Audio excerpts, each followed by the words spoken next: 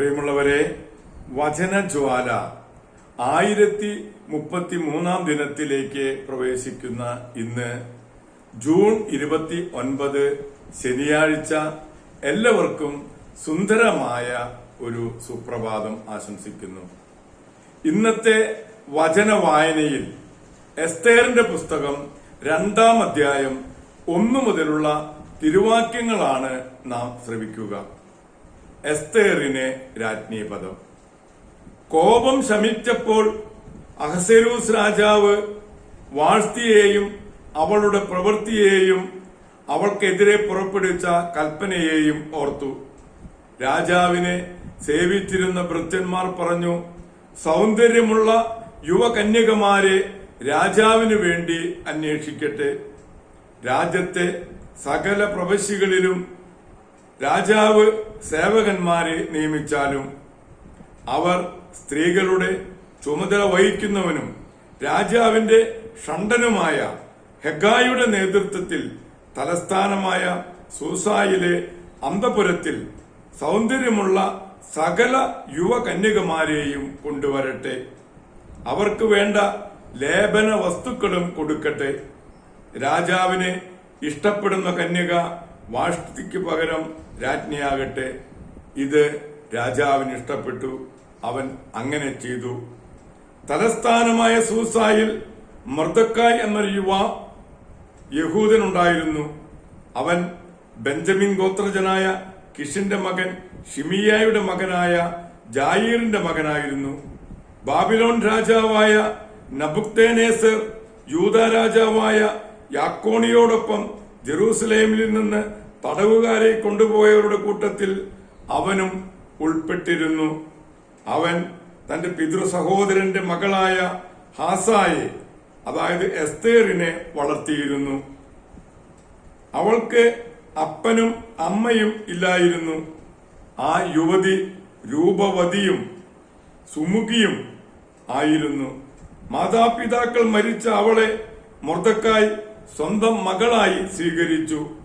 രാജാവ് വിളംബരം ചെയ്ത കൽപ്പനയനുസരിച്ച് തലസ്ഥാനമായ സൂസായിൽ കൊണ്ടുവന്ന് സ്ത്രീകളുടെ ചുമതല വഹിക്കുന്ന ഹെഗായിയെ ഏൽപ്പിച്ച അനേകം കന്യകമാരുടെ കൂട്ടത്തിൽ എസ്തേറും ഉണ്ടായിരുന്നു. അവളെ അവൻ ഇഷ്ടപ്പെടുകയും അവൾ അവന്റെ പ്രീതി നേടുകയും ചെയ്തു. അവൻ അവൾക്കാവശ്യമായ സുഗന്ധ തൈലങ്ങളും ഭക്ഷണങ്ങളും രാജകൊട്ടാരത്തിൽ നിന്ന് തെരഞ്ഞെടുത്ത 7 തോഴിമാരെയും കൊടുത്തു. അവൾക്കും തോഴിമാർക്കും അന്തഃപുരത്തിലെ ഏറ്റവും നല്ല സ്ഥലം നൽകി. തന്റെ വംശമോ കുലമോ എസ്തേർ ആർക്കും വെളിപ്പെടുത്തിയില്ല. അത് ആരോടും പറയരുതെന്ന് മൊർദെഖായി അവളോട് കൽപ്പിച്ചിരുന്നു. എസ്തേറിന് സുഖമാണോ എന്നറിയാൻ മൊർദെഖായി ദിവസവും അന്തഃപുരത്തിന്റെ മുൻവശത്തുകൂടെ നടക്കുകയായിരുന്നു. ദൈവത്തിന്റെ തിരുവചനമാണ് നാം ശ്രവിച്ചത്.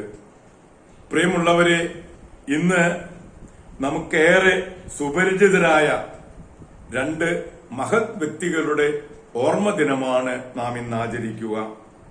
പത്രോസ് പൗലോസ് ശ്ലീഹന്മാരുടെ തിരുനാൾ.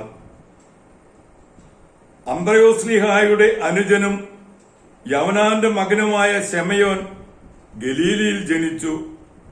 വിവാഹശേഷം കഫർനാമിലേക്ക് മാറി താമസിച്ചു. സ്നാപകന്റെ പ്രസംഗത്തോടെ അദ്ദേഹത്തിന്റെ ശിഷ്യനായി. സ്നാപകനാണ് ഇരുവരെയും യേശുവിനെ പരിചയപ്പെടുത്തി കൊടുത്തത്. അപ്പോഴാണ് യോനായുടെ പുത്രനായ ശിമയോനെ ഇനി മുതൽ കേപ്പ, പത്രോസ് എന്ന് വിളിക്കപ്പെടും എന്ന് അരുളി ചെയ്തത്. പുനരുത്ഥാന ശേഷം ഈശോ അധികാരങ്ങൾ ഏൽപ്പിച്ചു കൊടുത്തു. അപ്പസ്തോലന്മാരിൽ പ്രഥമ സ്ഥാനം പത്രോസിനാണ്. 3 പേരെ തിരഞ്ഞെടുത്തപ്പോഴും എല്ലാറ്റിലും മുൻപിൽ പത്രോസായിരുന്നു. 7 കൊല്ലത്തോളം അന്ത്യോക്യയിൽ ഭരിച്ച ശേഷം 25 വർഷം റോമയിൽ പേപ്പൽ സിംഹാസനം അലങ്കരിച്ചു. 67 ജൂൺ 29 നീറോ ചക്രവർത്തിയുടെ ആജ്ഞ അനുസരിച്ച് കുന്നിൻ മുകളിൽ കുരിശിൽ തഴ കീഴായി തറച്ചു കൊന്നു. ഇനി നമ്മള് സാവൂൾ പൗലോസിന്റെ വിശേഷമാണ് അറിയാൻ ശ്രമിക്കുന്നത്.